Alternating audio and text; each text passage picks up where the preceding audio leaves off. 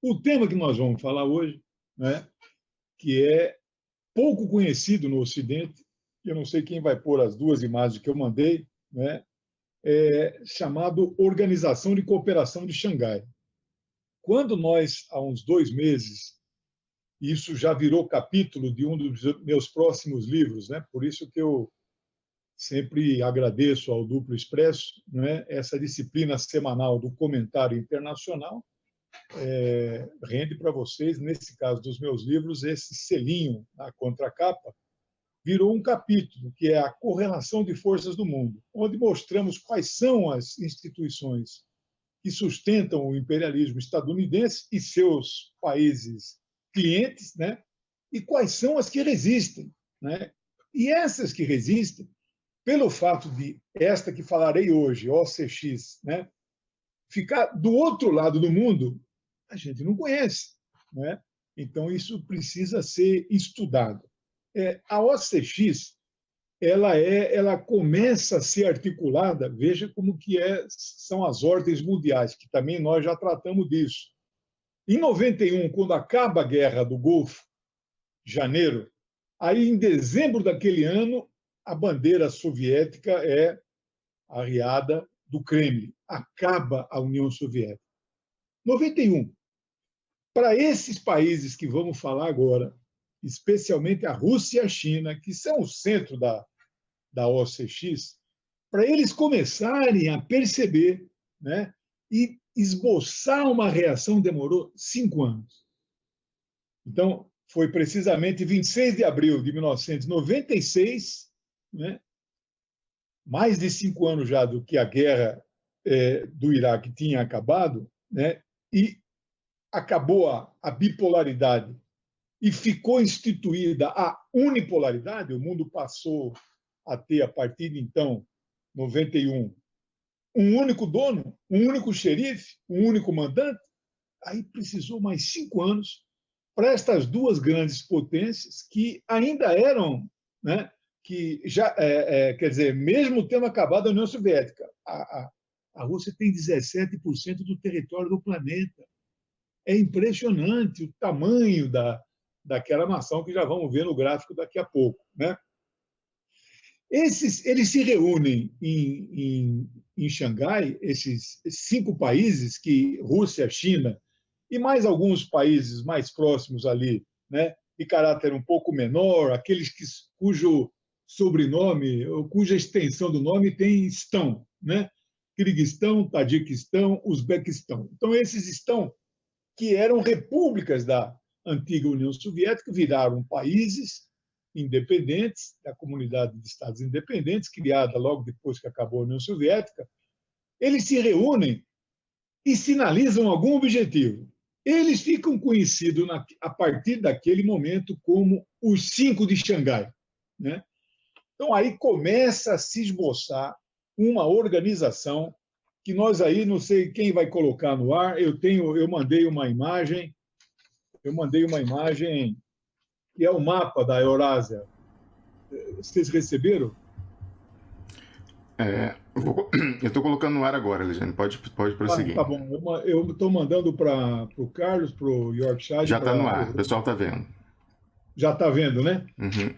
Então, vocês percebam o tamanho da Rússia, a dimensão da Rússia, que aparece em vermelho, um pouquinho mais abaixo. Vocês vejam a China em laranjado, né? Em amarelo, a Índia, lá na ponta de baixo, e fronteira com a Rússia, o Cazaquistão. E os paisezinhos, esses estão aí pequenininho no entorno. Aí você olha mais atentamente o mapa, você vê a Mongólia, que não participa da OCX. A Mongólia não participa como membro oficial. E você vê no canto esquerdo, em verde também, o Irã, que não é membro oficial, mas são membros observadores, né? Pode tirar a imagem e voltar aqui para os comentários. Então, vocês perceberam que, se somar o vermelho, o laranja, o amarelo da China e do Cazaquistão e o verde da Mongólia e do Irã, meu amigo, é o maior bloco territorial planetário que você possa imaginar. Bom, eu também daqui a pouco vou pedir outro mapa, que eu não sou especialista nisso, eu peço para uma amiga minha, que, aliás, faz as capas dos meus livros. Ela é uma artista muito especial, muito capacitada, e aí ela me ajuda fazendo esses gráficos. Né? Bom, um ano depois da criação desse grupo dos 5 de Xangai, eles se reúnem novamente e assinam, pela primeira vez, um documento que ainda não é a Constituição da OCX, né? E decidem, nesse ano de 97, reduzir o esforço militar em zona de fronteira. Mas para que isso? Qual é o grande objetivo disso? O que isso surte? Surte muita coisa. Porque, veja, num conflito global mundial, você vê, o Hitler, na Segunda Guerra Mundial, ele acabou atuando em 2 grandes frentes, né? Então, fica difícil, às vezes, sustentar um conjunto de fronteiras, bordas, né? Então, aí, ao você assegurar com estes vizinhos signatários desse pacto, que em 97 foi assinado formalmente, tinha só um objetivo: diminuir a militarização na fronteira. Ao você diminuir a militarização na fronteira, o que é que você está falando? O que você está, na prática, fazendo? Você está economizando energia para mandar para outros pontos, né? Para vigiar outros setores, para investir no ar, investir no mar, mas aqui meus vizinhos estão em paz comigo. Então, é uma grande jogada, né? Bom, a partir daí acende a luz, né, amarela no Ocidente, né? Começa a se prestar atenção nos movimentos da China, né? E, evidentemente, da Rússia. A Rússia ainda não está naquela fase, ainda está naquele Yeltsin e o sucessor dele, enfim, ainda meio nebuloso. Mas como a Rússia tem esse passado ancestral imperial, né, essa articulação lhes interessava, mesmo ela ainda não estando na órbita da resistência ao imperialismo, naquele ano de 97. Né? Muito bem. Eles, então, começam a estreitar laços, né, muito mais do que de amizade, de vizinhança, de atividades econômicas e culturais, e começam a estreitar laços militares. Aí, essa luz amarela no Ocidente, que acendeu, né, vários analistas internacionais, eu estava lendo agora um desses artigos em inglês, claro, eles começam a dizer: isto vai virar uma organização que vai se contrapor à OTAN. E eu não tenho dúvida disso, né?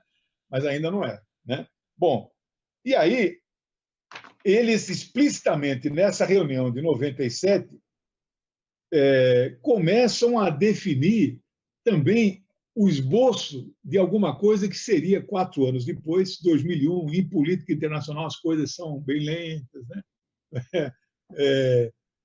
Fazendo um parêntese aqui, Ho Chi Minh, grande líder revolucionário, marxista-leninista, uma vez perguntaram para ele assim: Ho, o que é que você acha da Revolução Francesa? Ele falou assim: mas ela não fez 200 anos e você quer que eu faça uma avaliação de 200 anos? Um dos últimos livros que Nixon escreveu sobre geopolítica mundial, num trecho do livro, ele disse que até meados do século XIX, 1850, a China tinha um PIB e todos os países do resto da Terra, somados, não chegavam no PIB chinês. Então, você veja a dimensão. E o que fizeram com a China, né, entre 1850 e 1930, né, o aprofundamento, o ópio, o tráfico, o domínio, né, as potências, a ocupação de parte do seu território, chegou no fundo do poço. Só que aí a coisa começou a inverter. Bom, aí nós vamos, então, chegar na fundação da OCX, que vai ocorrer em 15 de junho de 2001, também na cidade de Xangai. Né? E aí nós, então, percebemos que eles além dos cinco de Xangai, eles agregam mais alguns países e admitem, não é, a Índia e o Paquistão como países membros. Isso não é pouca coisa, nós já vamos ver aqui quando nós falarmos sobre a questão das forças armadas deste bloco, né? E também aí, então, aceitam a Mongólia e o Irã, né, como observadores. Aí. Bom, quais são os grandes objetivos? Eu fiz um pequeno resumo, amanhã farei o artigo. Aliás, eu mandei hoje o artigo da semana, mandei ontem o artigo da semana passada. Eu peço desculpas sobre a Arábia Saudita, semana muito atarefada. Eu estou agoniado para publicar daqui a semana que vem entra para rodar o primeiro livro sobre eleições, e depois tem um segundo da Palestina. Eu estou tenso por causa disso. Mas eu mandei o livro, eu mandei o artigo sobre a Arábia Saudita, o significado da Arábia Saudita, né? Bom, aí nós vamos ter qual é o grande objetivo deste grupo. Aí eles formalizaram no papel, né? A sigla inglesa, eu sou fluente 100% em leitura inglesa. A fala, né, a sigla inglesa é SCO, né? Shanghai Cooperation Organization, né? Organização de Cooperação de Xangai, né? Que Xangai no inglês eles escrevem com S e nós escrevemos Xangai com X. Por isso que é OCX e no inglês SCO, né? Bom, e aí o documento então é formalizado em 2001 com um objetivo claro de segurança militar nas fronteiras. Segurança não fala em operações conjuntas, mas elas já começaram a acontecer nesses 17 anos da formalização da OCX, né? O segundo, que é bastante claro também em termos de objetivo, é o combate ao terrorismo nacional e internacional. É bom frisar isso, porque nós já vimos a Arábia Saudita, o wahhabismo, o salafismo dos catarinos lá do Catar. Esses caras financiam braços terroristas espalhados pelo mundo inteiro, cujas pessoas engajadas nisso veem o inimigo em qualquer lugar e não o inimigo na fronteira nacional, né? Ou seja, praticar um atentado não é só no país da nacionalidade daquele guerrilheiro, lutador, né? Mas na prática terrorista, não basta fazer no país que ele mora. Ele tem que fazer na França, ele tem que fazer lá nos Estados Unidos, explodir uma lanchonete, matar 40 pessoas. Ou seja, esses países veem no terrorismo, né, aquilo que é... Então, no ano que foi fundado, 4 meses depois da fundação, nós vimos o que aconteceu nas Torres Gêmeas, em Nova York. As coisas não são coincidentes no mundo, né? Então, eu dizia, a Arábia Saudita financia o terrorismo internacional, não é? De forma clara, né? E os Estados Unidos é o maior aliado da Arábia Saudita e a partir dos 19 caras que fizeram o sequestro daqueles 3 aviões das Torres Gêmeas que explodiu lá em Nova York, 17 eram sauditas, claramente da linha wahhabita do terrorismo internacional. E aí quem que Bush ataca? O Bush ataca o Iraque de Saddam Hussein, que condena este tipo de ação terrorista internacional, né? Sem falar no lucro com o fornecimento de armas dos próprios americanos, né? Para o que eles chamam de terrorismo, Exatamente. Esse artigo que eu mandei para vocês, o Carlos vai colocar no ar hoje com vídeo da Arábia Saudita. A Arábia Saudita é a maior compradora de armamentos dos Estados Unidos, né? Da Boeing, que a nossa Embraer foi entregue de mão beijada para a Boeing. Eles têm um terceiro objetivo, que é combater o separatismo. Isso existe e o braço do imperialismo utiliza também isso. No caso da Chechênia na Rússia, é muito claro isso, incentivar aquele separatismo. Lá pode, né? Na Catalunha, no País Basco, na Espanha, né? E na Galícia não pode, né? Bom, e, por fim, a cooperação econômica. Aí os analistas começam também a perceber, veja, não estou falando dos BRICS. O BRIC tem o B do Brasil, todos os outros RICs são membros da cooperação de Xangai, mas não tem o B do Brasil, né? E não tem dúvida que tanto o BRICS como a OCX, eles articulam uma alternativa ao comércio internacional que não seja em dólar. Eles não são contra que se faça também em dólar, mas o que não pode ser é só em dólar, né? Porque isso fortalece a potência hegemônica no planeta, que é aquela que imprime a moeda, que é o dólar. Então, sinalizam uma moeda alternativa, né? Eu detalho isso no artigo da Arábia Saudita, mas para combater o petrodólar, esses países exportadores de petróleo começam a negociar petróleo nas suas moedas locais. O yuan, né? O rublo. O Chaves o Maduro está sob total ameaça, né? Ainda tem pessoas iludidas que acham que é a democracia que está em discussão. A Arábia Saudita não é democrática e é a maior aliada dos Estados Unidos. A Arábia Saudita não tem um partido político legalizado e nunca na história do reino, desde 1932, nunca houve uma eleição naquele país, né? Como vai falar em democracia na Venezuela em 20 anos de governos bolivarianos? Nós tivemos 25 eleições, 25, é uma média de 1,5 por ano de governo, né, popular e progressista. Então, ali é o petróleo, meu amigo. A Arábia Saudita não é a maior reserva do mundo. A maior reserva do mundo chama-se Venezuela, República Bolivariana da Venezuela. E eu sei que o meu tempo está acabando, né?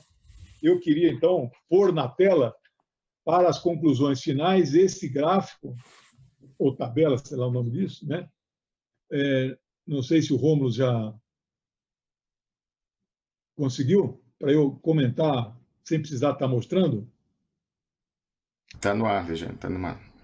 Obrigado, meus amigos. Então, aqui eu fiz uma tabela, né, que tem os países na primeira coluna, né? Eu coloquei China, Rússia, Índia e Paquistão e coloquei outros 4. Esses outros 4 são pequenininhos. Não valeria a pena gastar 4 linhas na coluna, na tabela. E as colunas verticais, eu coloco população do país, o PIB do país, o tamanho de território e, na parte verde, as Forças Armadas. Esses 4 pequenininhos estão, Uzbequistão, Tadjiquistão, etc. Praticamente nem Forças Armadas têm, é residual, né? Então, eu queria que vocês prestassem atenção, né, nos totais, na coluna totais OCX. Esses caras, aí eu coloquei também os Estados Unidos para comparar e coloquei a Terra, o planeta Terra, né, tentando ser o mais didático possível, né? População desses caras, 3 bilhões. Os Estados Unidos tem 10% disso. 325. Aí, quando o cara fala controle de natalidade aqui no Brasil, nós temos que nos insurgir contra isso, porque o tamanho populacional é também fundamental, né? A Terra tem 7,6. Esses caras são 40% da Terra, em termos de população. Aí você vê o PIB.